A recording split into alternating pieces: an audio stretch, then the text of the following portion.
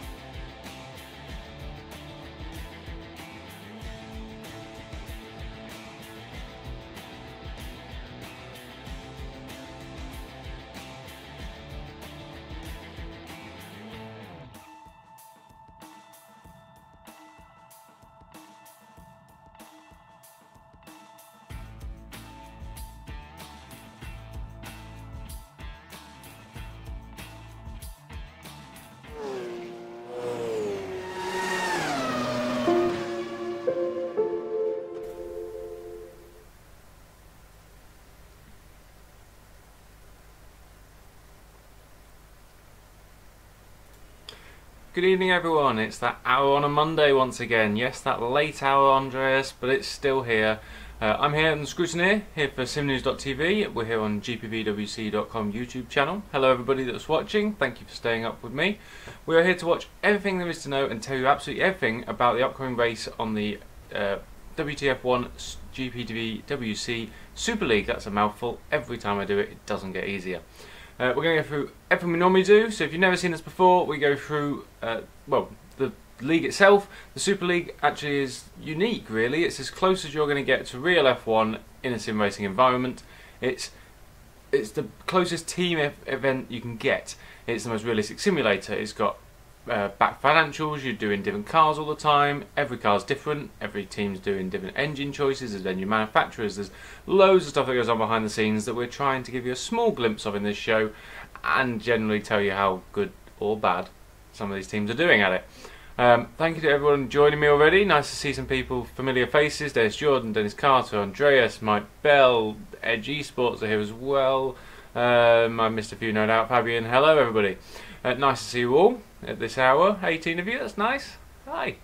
Yes, we missed an aftermath show. I did spend a bit of time on holiday. Lucky me. But if you rely on me to tell you about the race, then you're doing something wrong. You can watch all the races back on the YouTube channel here, so make sure you watch that back if you haven't seen that already. And you can see all the races coming forwards as well. We've got Formula Challenge on Tuesday, well, tomorrow, sorry. We've got Super Cup on Wednesday, and then the main event, Super League, on the Thursday. All on this channel, all brought to you by simnews.tv. We're going to go through, as we normally do, car upgrades, because all the teams have the opportunity to bring upgrades to every event. Some choose to, some don't. You can't do every event fully, you can do parts to each event. We've been through it in the past. If you want to watch previous shows, please do. They're on this channel or on our simnews.tv channel as well. You can catch up with it all there. It's always, just don't go too far back. They're a little bit embarrassing at times. We haven't got the lovely graphics we've got now, thanks to Mr. Siebel and Jordan. Thank you very much. Yes, right. So let's start with cars, shall we? We'll go through championship order as normal. It hasn't actually changed at all this time, which is probably one of the first times that's happened. I think it is still very, very close everywhere, but this didn't actually quite change this time. It's all sort of tightened up. We're getting near the end of the season now. We've got 5 races to go.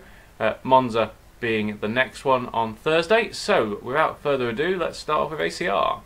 So we've got a little bit extra for you this time as well. So ACR have bought upgrades. So they bought body drag and they've got rear wing downforce as well on this one. We'd already done some body drag, so that's an extra one there. They'd maxed out the 2 areas that most people have maxed out as well in weight and diffuser. So when we've added a little thing on there that we think the time gain for that, the upgrades that they've added to this time, you see it above the car there, under a tenth really. We're talking tiny amounts here, but nonetheless it's still nice to see what people are doing differently and where the big factors are. We are getting near the end of the season now, so we're not going to see as bigger time gains as we've seen previously. It's also time gain based against other teams, but no matter, we'll get to that. So yeah, they brought body drag and rear wing downforce.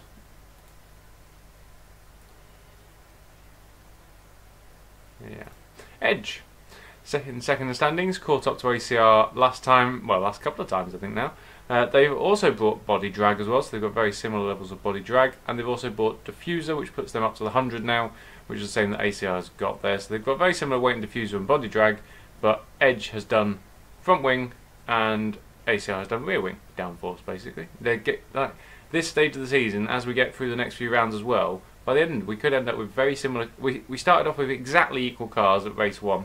We could end up seeing an awful lot of equal cars again come the last round of the season. It's really interesting actually how people have got there. It's just the routes they've chosen to get there based on the tracks as well. Let's go to Epic.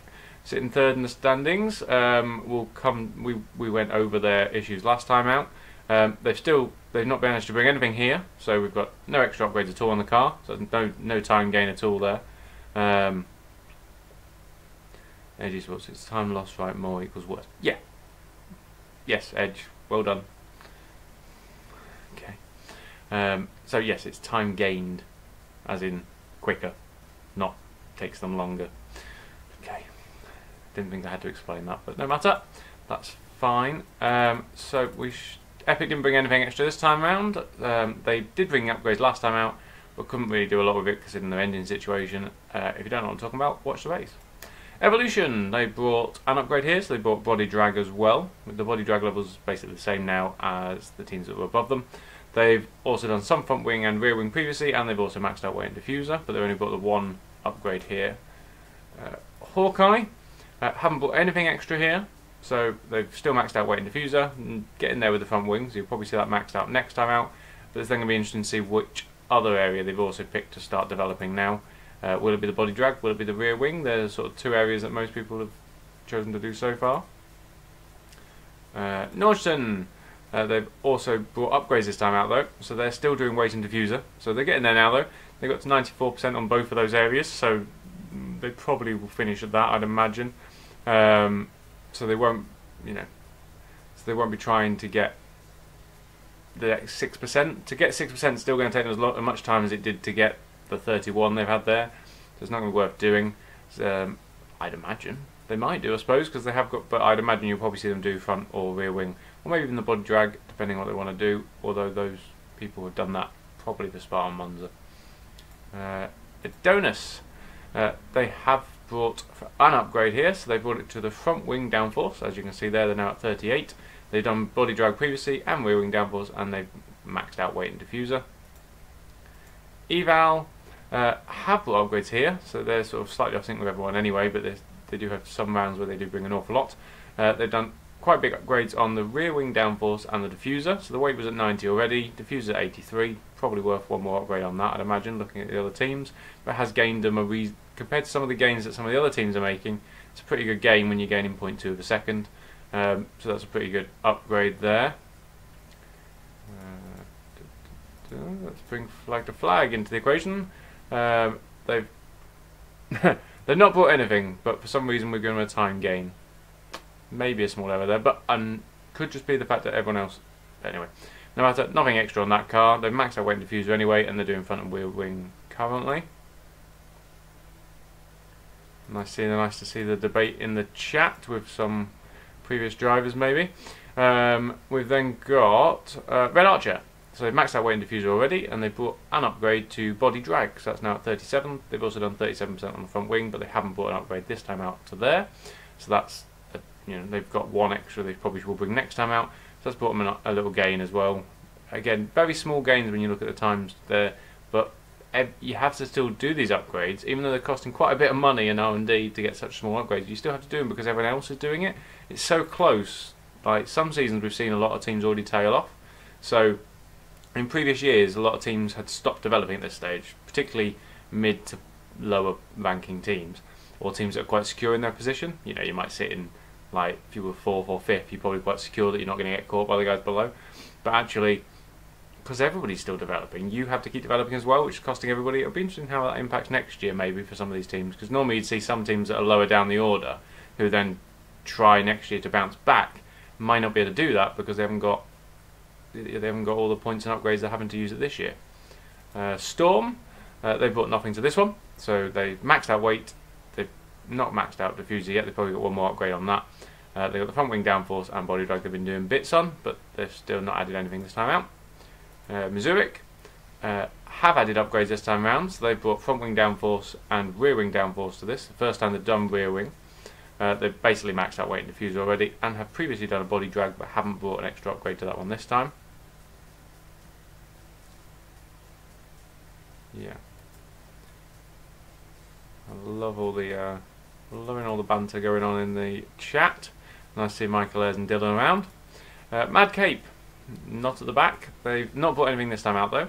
Have maxed out weight and diffuser and done a reasonable front wing at 37. Ignore that front wing drag. That seems so long ago we were ripping them for doing that. Street Fighter at the very back. Also haven't brought anything here, and they've done an array of things. Last time out we did see them do weight and diffuser, which we applauded them for. Brilliant, but you can't do that twice in a row, so hopefully they'll do the same thing, weight and diffuser, next time out to bring them back up the grid a bit. They've already maxed out the front wing and doing the rear wing a bit, and they've got a very high body drag. But yeah, that weight and diffuser is really hurting them. Just ask Nordstrom. We've seen them develop it over the past month or so, and that's really brought them back into the equation from out in the abyss at one stage, it seemed. So yeah. That's cars. That was quick and easy, wasn't it? I've somehow got there much quicker than normal. I'm just in one of those moods, who knows. Engines. So we've got 4 engine manufacturers. Martex, Quasar, Talos and Valiant. Last time out we saw upgrades on the Talos and the Valiant. This time out we've seen upgrades on the Martex and the Quasar, but they are getting smaller. So we've only seen a 4% upgrade on mapping, which is your boost, to the Martex, and a 6 to the Quasar. It does sort of pull, you start seeing some very similarities there. The Quasar is very similar to the Valiant realistically now. It's got slightly more power, but slightly less fuel efficiency and boost, so that's interesting there. You've got the Talos, which is much better on its fuel than anyone else, but has less power and less boost. And then you've got the Martex, got the most power, just reasonable amount of fuel development and less boost. So it's, yeah, we're looking at a track here where it's very, it's very power hungry. It's Monza, for goodness sake. So you could look at the power bar there and think, well, the Martex cars will be in for this, but equally you look at qualifying and it's all going to be about boost. So then you're looking at the Valiants and the Quasar. Obviously the Quasar only run by the Edge team. Nobody else bought that this year, so they're the only one. A few teams did buy the Valiant. Most teams with the Martex though. So if we're talking on 2 different types of ways of working there, it may be that you might see the Valiant teams and the Quasar teams further up, particularly in qualifying here at Monza. We have seen it in previous rounds actually. I think even at Spa, which is again very powered track, we had the 2 Evolutions right up there with the Valiant engine. We had the Edges there, we had the ACRs, even the Evals, they have the Valiant as well. They were all up there with the power side of stuff. It does sort of flow each time depending on the upgrades, but we are now at the point where you probably won't see many more upgrades from the engine manufacturers. They will all run out of engine R&D. They will earn that. They earn it every free practice, as long as their driver rocks up and does the laps, of course, which hasn't been the case for every manufacturer all the time. But in the meantime, yeah, they might be able to get another upgrade in. You'll probably see 1, maybe 2 small upgrades between now and the end of the year. That'll be it. We're talking these sort of levels though, 4 and 6 and stuff. Unlike the cars, where the chassis, as you develop an area, it speeds up. So in the same amount of time frame, you get more benefit. I don't know why that is really. It never used to be that way around. Whereas the engines slow down, which makes more sense to me. You develop the same area, you make less progress as you develop it. So as we get into the end of the season here, it's very, very small gains, but it can make all the difference if certain teams get an extra upgrade or something like that in, as we've seen from people like Epic earlier in the season, things like that on their cars. Dennis Jordan there telling us that Valiant and Quasar should be within 0.05, so that's basically nothing. The rest should be 0.2 seconds behind. That's quite a lot, really, when you think about it. If you're doing that every lap, 0.2 behind. I mean, I know that's more qualifying, but still, if you did that every lap, the difference is, of course, they can't do that every lap necessarily with the boost and that side of stuff. But that's pretty good. We're going on about the cars here and how good the teams are and stuff. If you've got the wrong engine in that car as well, just ask bloody McLaren, ask Red Bull. All these people they can make a great chassis potentially. Doesn't matter what else you do though. If your car and your engine isn't up to it, unlike Formula 1, they don't necessarily break down the same manner here.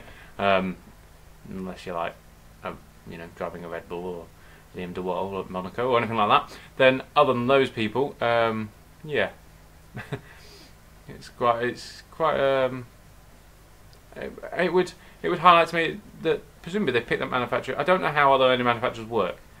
Having been an engine manufacturer myself, and as one, I don't really get to see what the other teams are doing with their engine manufacturers. It's quite interesting actually, that that's a dimension that I'm slightly unaware of realistically. We did it 1 year, we got the Potentia engine, which was the best engine at the time. We were working with the champions at the time, so that's kind of what we did, and this is what we do now. But ultimately, I know some teams, if you've got a lot of influence in that engine, you can't really complain about it if that's what you end up with afterwards. So, I'm not too sure. Yeah, and Dylan, I was saying best chassis McLaren, maybe previous years, not this year. Yeah. Well, it might be quicker when it's losing half its wings and side pods and stuff. Of course, all those engines I put on there are when they've got 100% engines. You'll see a lot of 100% engines here because it is Monza. A lot of teams do save an engine for this one. But if it's not 100% engine, then you wind all those figures, the brake horsepower down, basically. And if it's very worn, then you've got to worry about it breaking down and things like that. But there's not much really going on here. So, oh, that's gone small. Let's get. Should we sort out the ACR, because I fixed that one. That's not good, is it? Let's get it bigger. Whoop. So you can all see the beauty that is the ACR. Right, so Rfactor and Alex Siebel in the car again. Both gone for new units, brand new units and Unit 6. So that is, you know, their last fresh units that they've got. Alex Siebel, of course, with his early DNF last time out, still has a 97% engine. So he's still basically got a fresh engine over there. But by using Unit 6 as well means that we can see them from now after this round potentially buy new units. So it still opens them up for 2 new units potentially at this stage with 5 races to go. So that's possible. We'll see a lot of that between now and the end of the year for some of these cars, particularly ones that don't have much DNF rate. Poor Alex Siebel's had 4 DNFs this year already, hence why he's got quite a lot of engine life left. You'll see a lot more drivers with more though. Edge have also gone with 100% engines, and they've done Unit 6, and they can use the fresh ones next time out as well. Very much similarities with the top teams here. They've still got some more units than say Risto does, but you know, a couple of them at 30s. It's not fantastic. They still will probably use fresh engines coming forwards. Epic didn't make the error this time out, so look, fresh engines, everybody. Well, near enough. Boymeland's got his fresh engine. That's Unit 6. He's not used that before.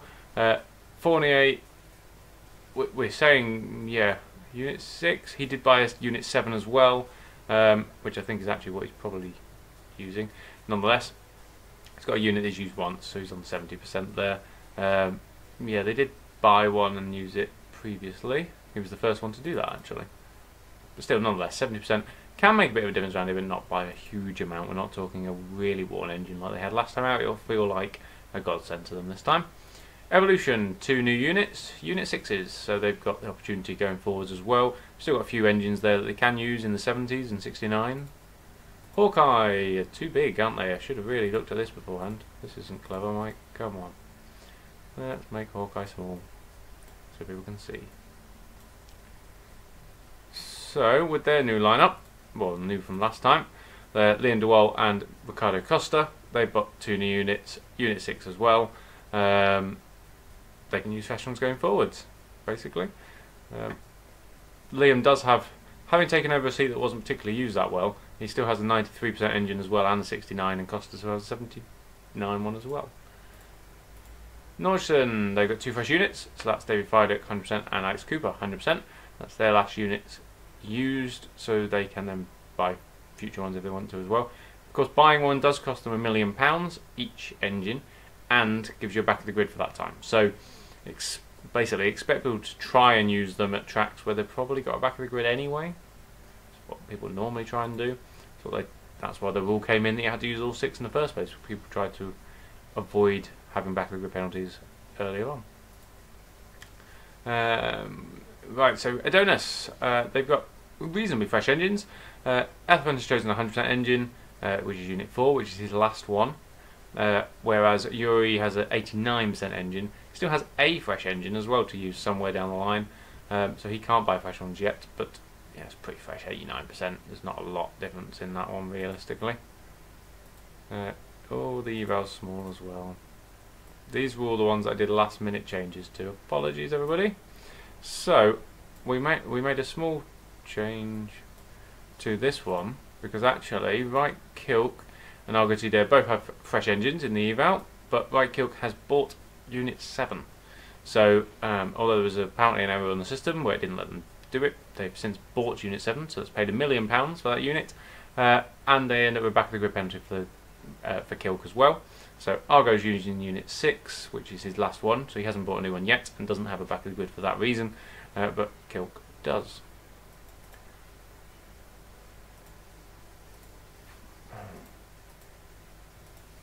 Sorry everybody, let's just sort this one before I show you it again.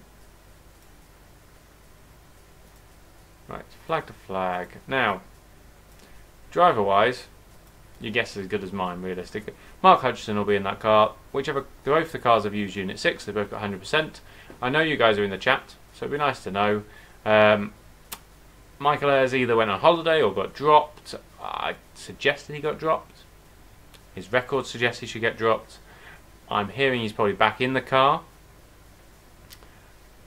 The only reason I can think of doing that is they've not found anyone else.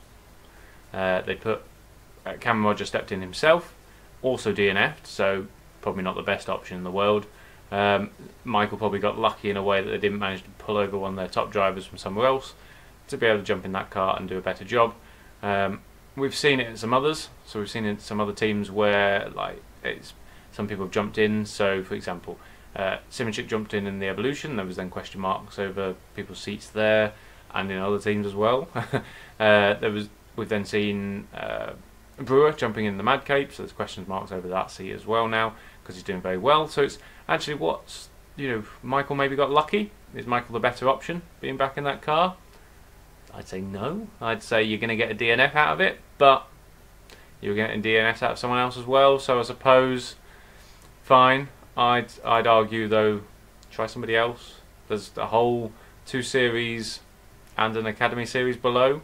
Somebody is likely to want to pick up the pieces, want to give it a go in a car that's reasonable, likely to score you more points. Alright, who knows? Just saying. Red Archer. So they've got 210 units, and they've got a slightly different lineup once again. So we've got Chris Shepherd in, who did very well last time out. So he's back in as the reserve. He's got Unit 6, which is 100% engine. And Matthew Williams steps into the car, 100% engine, Unit 6. That's their last fresh units for the Red Archer team. Storm, sticking with Bart de Vos, with 70% engine though this time out, so he used that last time. He still has a fresh engine. And Menaclont uses his last engine of Unit 6, so you can buy fresh ones if you'd like. I don't think that car 28 is cursed at all. Just saying. I think we could put someone in that car that would score points. Missouric, Dino Paolini and Wupke Holzger. They've got a lot of fresh engines and chose not to use them. So this strikes me of a team who is not wanting to buy new engines. They're going to try and hold out as long as possible. So Dino has a 69% engine, so that's potentially going to do him 2 more races. Still has a fresh engine. Wupke Holzger has a 67% engine, and he has basically 2 fresh engines. He's got 100 and a 98. What do you think? Or 97, somewhere around there. So they've basically got 2 more fresh units as well. They'll probably see him through to the end of the season now. Whereas Dino may need 1 engine maybe. Depends how much they're willing to try and catch the guys in front. Maybe, I don't know. If they're quite happy just to stick ahead of Mad Cape and SOS, they're probably right. Mad Cape, bit of a surprise here, guys. Jerome Quirkle jumping in that car instead of Dan Brewer this time out. Brewer, I believe, is back after this. I think it's a one-off race, but nonetheless, yeah, that's a former Simracing world champion. In fact, the one prior to Patel, who was seen sniffing around Edge. So we've seen some big names dropping down into this into GPVWC now. Be interesting to see how he gets on. Is this car as bad as we've been saying? No, it's not. It's caught up quite a lot now, as we'll find out. Can he do well in that car? Potentially, yeah. Look, Brewer's doing pretty well in it. hey, Olsen's even been inspired, it would appear, as well. Is this potentially death of Street Fighter? It could be. It literally, if they keep Quirko and Brewer in a car all for the rest of the season, I'd be watching out for the teams above. If I was there, I'd watch out Missouri, I'd watch out Storm. Yeah, Madcape might be back on the rise. Realistically, part way through the year, I was here slagging this team off, telling them what the heck were they doing front wing drag, have they given up? They put George Sutton in the car, and it was like, bye bye, we give up on GPV. No, actually, Dan Brewer came in, inspired. Olsen, inspired now. Seems to have a good teammate and seems to have done well there. It's only 2 races, but 2 double scores for this team is more than they've done all season. So, dear God, like, to actually get that sort of level. They've got fresh engines here as well. They've still got a fresh engine each to use as well after this. So there's a lot for this team to look forward to, potentially. And particularly when they're only up against Street Fighter this time out. That's all they're really battling away with. But if I was Madcape, I wouldn't be looking behind at that. I'd be looking at Missouri ahead. I'd be looking at Storm. Though exclusive for you guys. Watch him not turn up now or something like D'Alessandro did. Street Fighter. So we've got Ben Hole in the car with an 80% engine. He's still got 101 left as well. And then Florian's using 100 engine in Unit 5.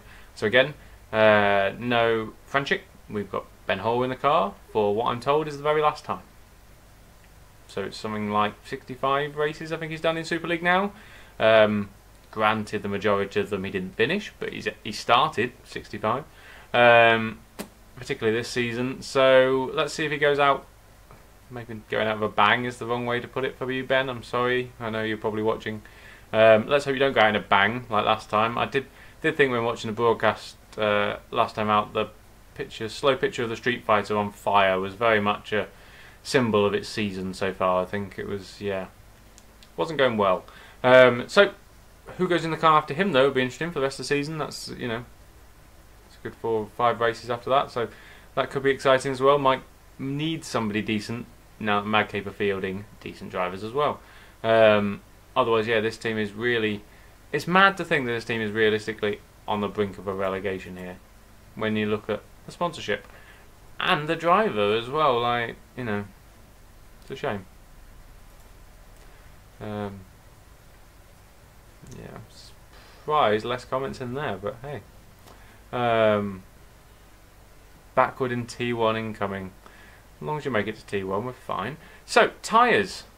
This is normally quite a big part of the show, really, because it makes a big difference in the races. They have to pick 3 compounds out of the possible 5. They have to use 2. Well, this time out, everyone's made my job rather easy. Everybody picked the same tyres. So everybody has gone with ultra soft, super soft, and softs. Doesn't mean there's not a difference in strategy, though. So normally I can go, these guys are going to try and do this. Yes, it means we don't really know what everyone's going to try and do, and everyone will qualify in the ultra soft tyre. But unless you've got back of the grid, maybe. But they can still use very much different strategies even within this. So you can still see people stopping a lot and using this ultra soft tyre, or you can see people using the soft tyre and going longer. You only have to use 2 of these, so you can use just the ultra soft and the super softs and go lots and lots of stops, or you could go the softs and stuff and things like that. We'll go that way. Well, it's alright. Fidex just turned up. Right, everyone, let's stop and let him catch up. He's put the kids to bed. He's turned up now, a bit late. Everyone stop for the previous champ. We'll wait. I'll let you catch up, Dave. I'll just sit here for a minute. Just watch on. Is he gone? Right. So, tyres anyway. Very similar for everybody. But still going to be quite exciting to see what people do with those options. We've seen people like Edge running the tyres a very long time at certain tracks, so quite exciting to see what they can do this time out. Right, so we go through the actual full development then. What did all that mean? So, that's not good either, is it? Let's get bigger. Doesn't mean an awful lot to you, but it should, basically. That's what we've been looking at. So when we've been talking percentages on each area, this is what gets the full development. So Norton there has used the most points of anybody, which is pretty good really for them. They've spent a lot of money, they've used a lot of R&D. It's where you use that R&D that matters, but they've used a lot. Whereas you go to the very bottom, Madcape have used the least, but again it's where you use it. You look at it and go, actually they've used, in theory, they've used the least, so if they don't come last, they've done pretty good at return out of what they've used. There's a few surprises in there. I suppose when you start looking at like ACR, top of thing, but they're on the same as Rfactor. It's very close though when you look at that. It's like what, 2 points difference, 5 points to Adonis. You start going down. Evolution had basically a front row lockout last time out, and they're in the middle there. So yeah, Nordstrom quite a way ahead on the total development points, but again, where you use them. So car development means this in time rise. So we think chassis alone, just the chassis. We've already said that the engines probably make a 0.2 difference depending which manufacturer you're with, and then that depends on how worn your engine is, how you set up your cars, all this sort of stuff, what fuel levels you put in, everything else. But this is roughly where we think everybody is. So you look at that and go, Nordstrom the quickest car. We think then that it's a theoretical time, of course. ACR are then, you must know by now what I'm talking about here, ACR just behind, 0.28, followed by Edge, again under a tenth behind, Hawkeye also under a tenth behind, Evolution also under a tenth behind. This is all front behind Nordstrom. You've got to go all the way down. You start talking Epic, Adonis and Rfactor, all within a tenth, with flag just beyond, with Missouric as well, and Storm and Eval. You look at absolutely, look at everybody there. Yeah, look at everybody there. It's quite a long way back, really, when you start looking at Street Fighter, isn't it? So they do theoretically look like they will struggle. So the fact they're getting that car into the points at all, I suppose, is kind of a good work. But yeah, that's where we think the teams are. Very, very close now. So yeah, Nordstrom, for example, they're quickest car, but they've got an engine that might push them back 2 tenths. You look at that on 2 tenths. Where does that take you? All the way down here. So that's not great. That doesn't. Quite a lot of these teams run the Martex as well, so it also drops them down potentially. But compared to the ACR, the Edge, who else? Evolution are in there. Those sort of teams up that end, they will potentially get a 2 tenths advantage, because actually the cars are very, very similar. Yeah, bit of a shame, innit? Get what you pay for, cheapest engine and all that. What can also make a big difference here, because it's Monza and it's quite a quick, it's very much you can lose an awful lot in the pits, put it that way. So we haven't looked at pit stop times in a while, so we thought we'd do that again. Oh, I thought I'd do that, but we haven't made it bigger again. So we'll do pit stop times. Because it being Monza, you may see a few. So you look at that and go, right, so Rfactor in theory has the quickest pit stop time of anybody. So because the cars are so close and the engines are so close, we thought we'd look at this. Because actually if you're making 3 stops during the race, 4 stops or anything like that, actually if you're losing out, like a flag to flag are there, where they're losing potentially 5 seconds every pit stop, that adds up. If you're talking the top few there, that's not a huge difference, I suppose, but it can still make a difference if you're losing out, particularly when you're talking flag to flag, Evolution, Missouric and Street Fighter and Eval. All those sort of lot are a reasonable difference compared to everybody else.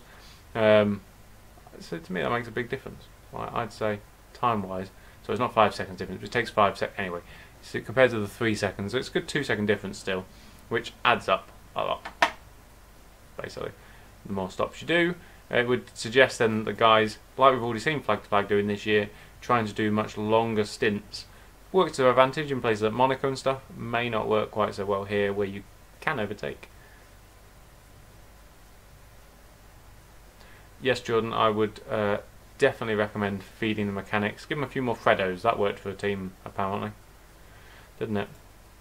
So, now I better put my neck on the line a little bit, eh? So we're going to go for some tops and bottoms. Everybody loves this bit. No, you're meant to stop about 8 times. 8 times, I would suggest. For you guys at Adonis, give it a try. So, people that I think are going to do well and people that I think have got reasons to worry. Let's give these guys a go. So I think that Evolution is set for success. So a small glimpse of it last time out, actually. So you look at it and go, well, they nearly got a front row lockout. Granted, that was not this round, that was last time out, and people have upgraded since. But it just shows the level that the drivers are at. I think Bot coming in is a very good driver as well. and I think through an error that they made going onto wet tyres, that pretty much messed up the race.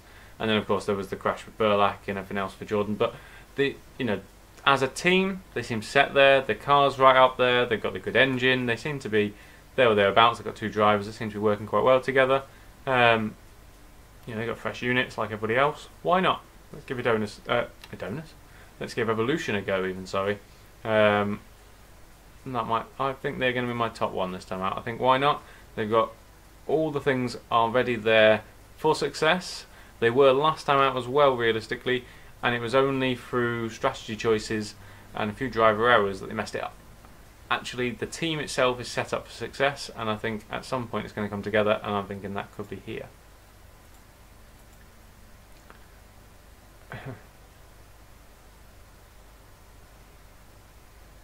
Holger and somebody else half a second.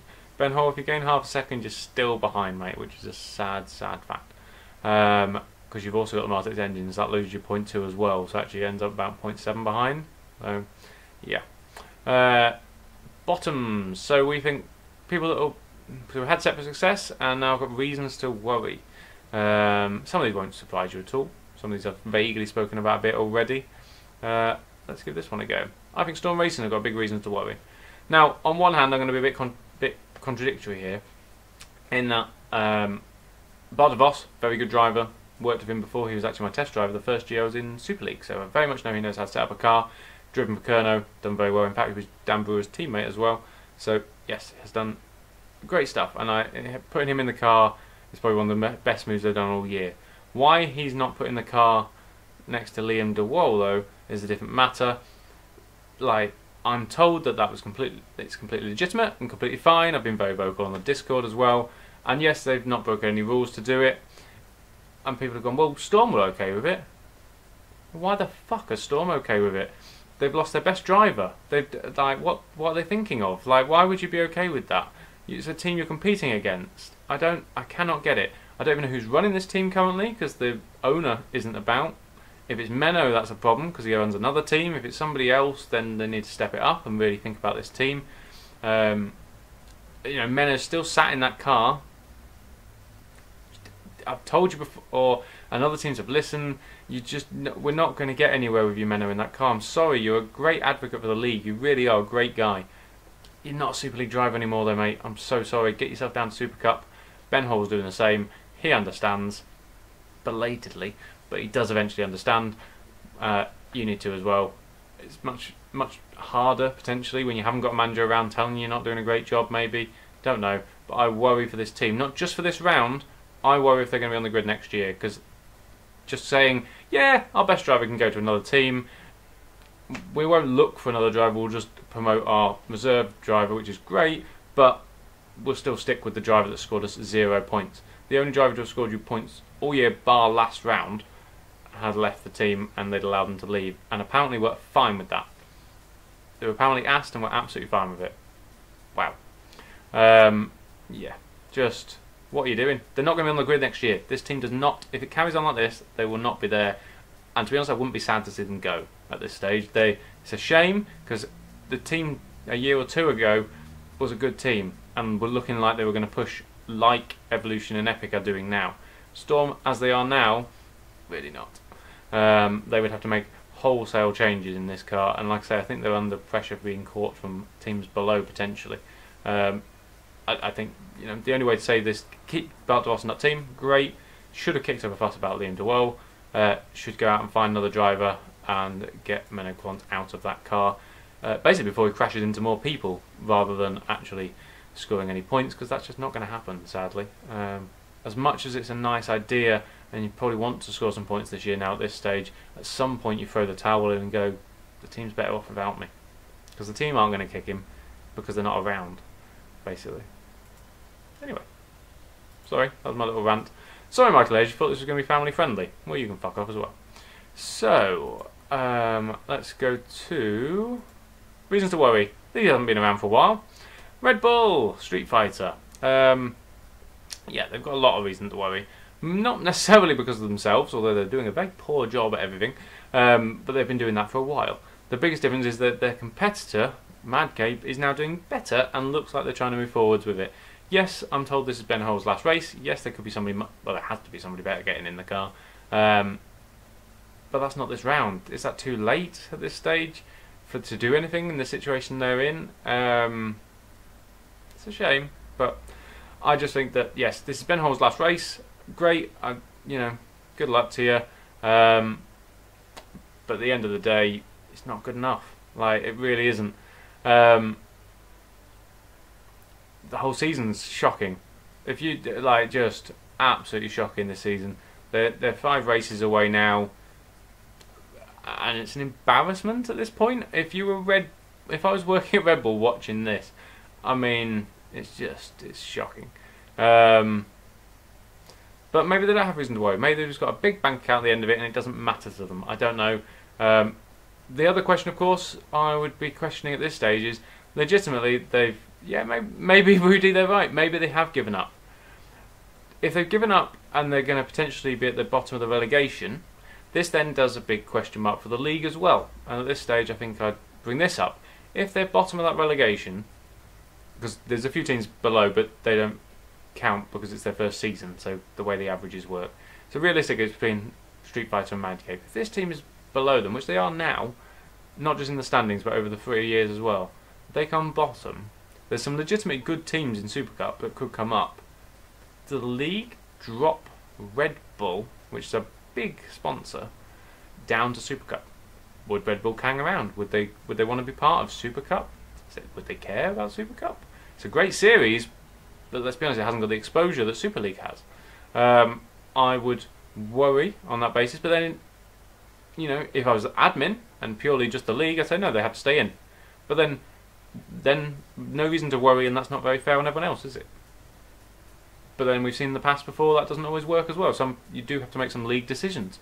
I think we'll be talking about this over the coming episodes a lot more, because I cannot see this changing. They'd have to bring in somebody massively good to be in Ben Hull's seat, and hope that also inspires Florian Gaia to get back to the level that he knows he can be at. I think it seems to be working very much on his own. Maybe throw Franchik back in there. The reserve driver has scored the best result of your season, and he's not driving. He can drive 3 more races this season. In fact, 4 if you're very clever with it and make him do the last one as well. You know, why not just put him in the car? Why not actually, if Ben Hull's stepping aside completely, Franchik doesn't race anywhere else, just put him in the car for the rest of the season. He can do every round. Just do it that way. So yeah, huge shame. It was huge fanfare and everything at the start of the season for this team. We were joking about it at the start of the year. I was really trying to push them and really have a go at them to start with. It's now sad. Like, I let them off the last few rounds thinking, well, we've berated them a bit, you know, and nothing's really changing. Madcape looks shocking as well. Madcape upped their game. Street Fighter haven't, and they need to. It's close, but it's close up and down the place. They've been outscored heavily now 2 rounds. 2 rounds ago, Madcape had 4 points.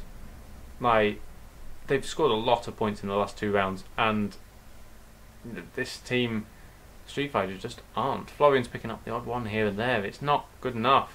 You know, and yet, well, you know, maybe they're not in it for exposure, but then are they in it to develop drivers? Because they're not doing that with Ben Hull. Are they in it to find the next Rudy Van Buren? Because they're not doing that with Ben Hull in the car. They're not doing that with anyone by the looks of it at the moment. I can't see what the benefit is if they're not going, well, oh, we want the exposure because, yeah, oh, it's Red Bull, everyone knows what Red Bull is, they're not a small up and coming company, but surely they don't want the embarrassment as well. You can be brand damaging even if you're not improving the brand. You don't want to be brand damaging. I don't know quite as much. I tried to get it out of Ben over a few drinks, but he wouldn't quite tell me, so it's a bit of a shame. But hopefully we might find out more. But I still think this will run and run, particularly when it comes down to actually, do they get relegated, do they not? We'll find out at GPVWC Day, of course, start of December. Season will be over as well at that point. Hopefully might meet a few of you there. You never know. If you'll fancy a few drinks.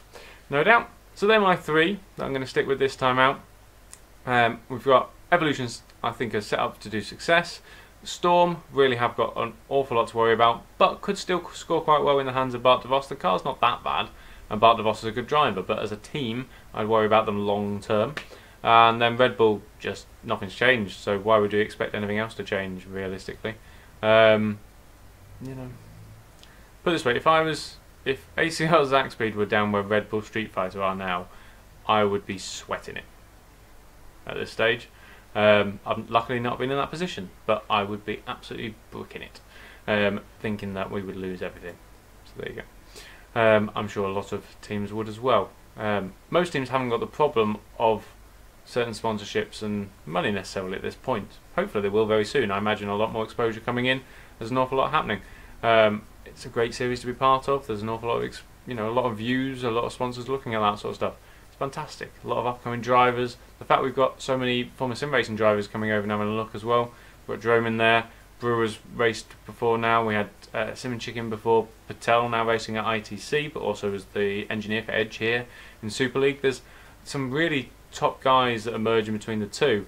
It's fantastic, isn't it? Like, it really is becoming not only the best team experience that you can find on sim racing, realistically one of the best lineups you can find up and down the grid.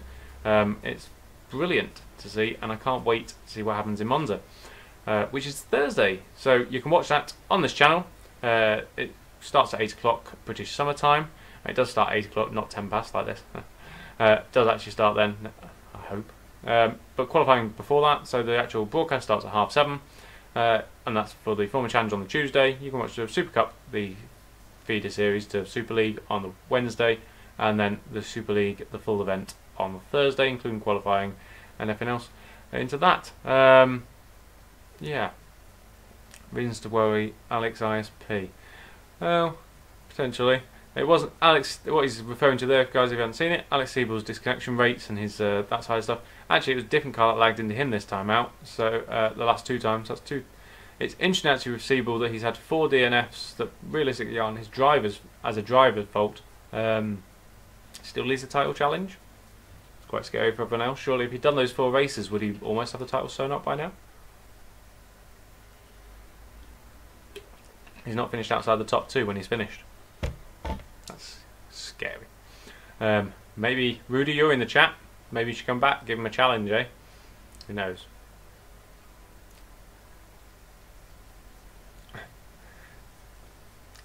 Fair enough. So I think that'll do us. Thursday, you can catch everything with the guys brought to you by simnews.tv on GPVWC's YouTube channel, which is what you're watching. So make sure you subscribe below and hit the notification so you get it when we're live. We're back Monday for the aftermath, so we'll talk everything through about the race, and then the following Monday we'll do the Scrutineer like this again. We'll do this ahead of the where are we at? Singapore, I think we go to after that point. Yeah, pretty good. So I don't know what we've got Mad Cape chatting away now. Jeez, nice to see you all here, Boy Milan, everybody. Thank you. So thank you very much for joining us. It's been a little bit longer show than I expected. I can't wait to see what's going on. There's some great upgrades in there. The cars are really equal now. Everyone's on the same tyres. It's Monza, home of Ferrari. Can we see anything else going on? I think we will see an awful lot happening at this race, as we always do. Thank you for joining us, and I shall see you all next time.